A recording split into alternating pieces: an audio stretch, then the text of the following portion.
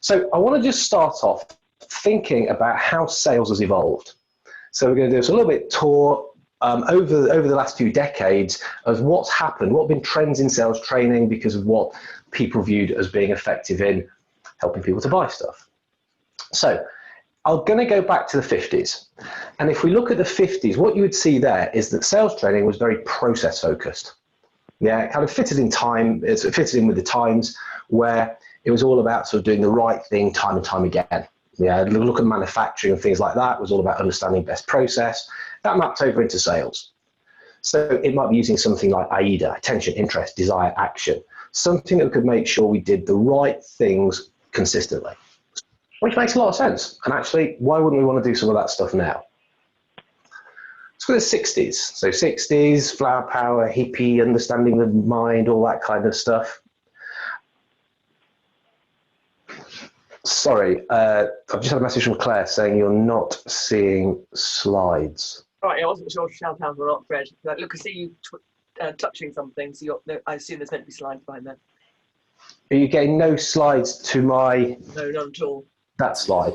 I'm getting them, the 60s photo. Yeah, I'm not getting them. Yeah, I can see the pictures. You can see like a sort of somebody at a festival, something like that. I can see. Yeah. Oh, weird.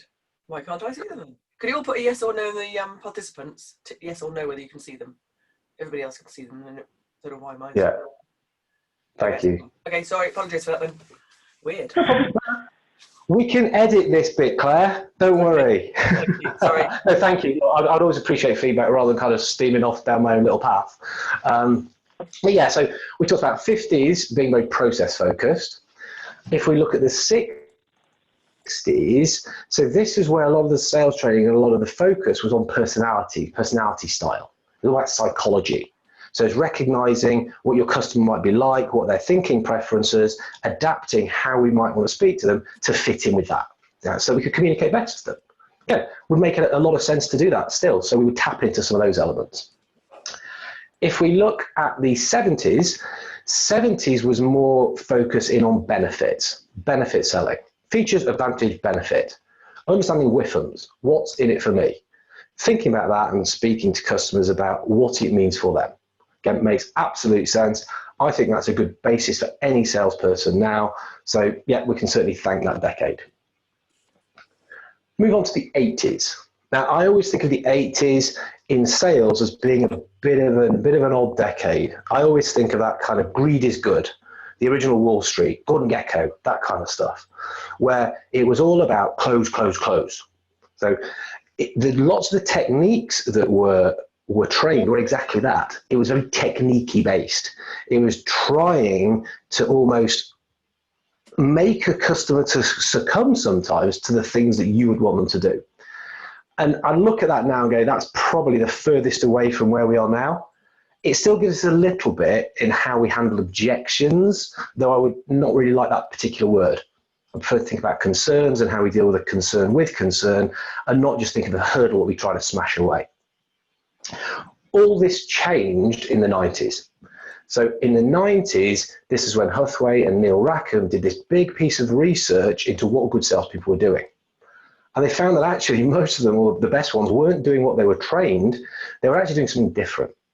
They were asking questions, and they were asking questions in this certain way that really focused in on customers' needs. It was thinking about, okay, well, where are they now? Where do they want to be? And how can we help them understand that actually that gap, that difference might be quite big? When they perceive that as being bigger, that's when we can start to sell a solution and start to work with them to close the gap back up.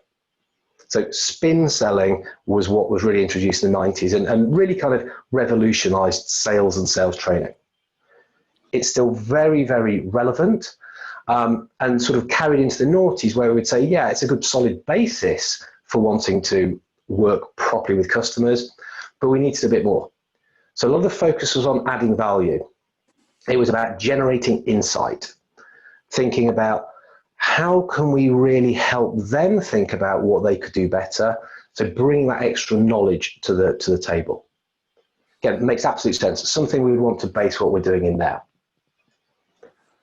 Look at the 10s. The 10s, I would talk about needs focus, yes. Value focus, yes. But also really thinking about your own sales stature. So sales stature is, are you perceived as the person that is able to do those things for the customer? Can you understand their needs? Can you bring the insight? Is it you that they need to speak to? I mean, certainly the company it could be, but are they just going to go around you and talk to somebody else? So it's making sure that your perception from a customer's point of view is something that they're going to find valuable. Moves us into the 20s. You know, where are we now? Again, all those last three things I said: needs, value, sales stature. But more than ever, we're seeing the shift in sales to become more collaborative. So 20 selling is all about collaboration. You need to use lots of those elements that I've talked about, but the focus has absolutely got to be on how can we work together to really generate value and to be doing the right thing. Now, some people talk about co-creation, and again, I'm very comfortable with that. So collaborative selling. At the time of speaking, as we know, there's a couple of major changes, and we've just been talking about COVID and the effects that's had and how that has changed everything. So of course it's going to change how we sell. Virtual selling was something that would start to happening, or hybrid selling, where people are using a mixture of online technology and meeting people. And so the current situation has just kind of sped up some of that thinking.